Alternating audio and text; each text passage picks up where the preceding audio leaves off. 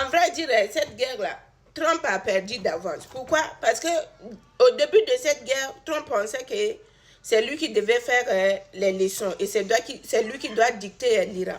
Mais aujourd'hui, on sait que c'est l'Iran qui va dicter, même s'il puisse avoir une négociation, c'est l'Iran qui va sortir vraiment les dernières cartes et c'est l'Iran qui va dicter. Je vous explique. Au début, l'objectif de Trump, c'est quoi? C'est d'éliminer le guide suprême et changer les régimes, tout et tout.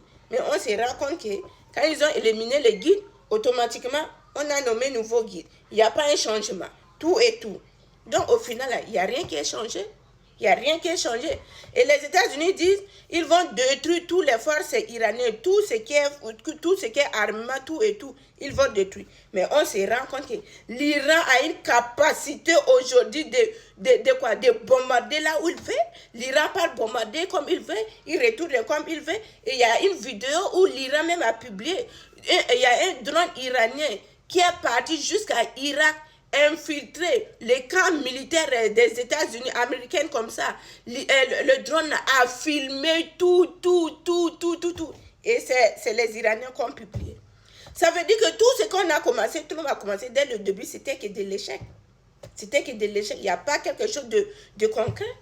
Voilà pourquoi tous ces gens, les partisans de Trump, les Iraniens qui voulaient le changement, ils disent qu'ils ne savent plus quoi, ils ne savent même plus ce qu'ils vont faire.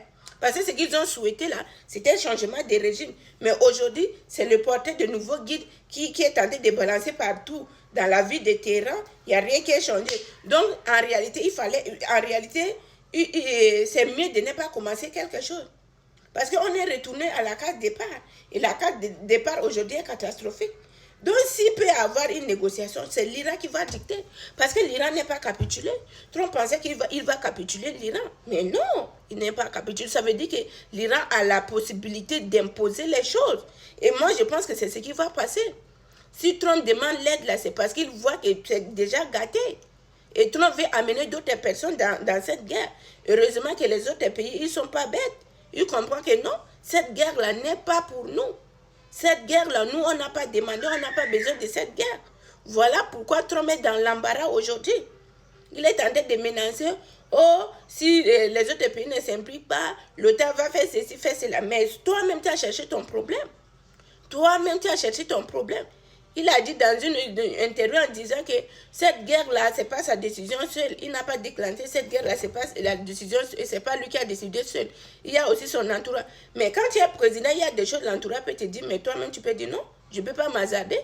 Je ne peux pas m'hazarder. Aujourd'hui, le monde entier a su que l'Iran est fort.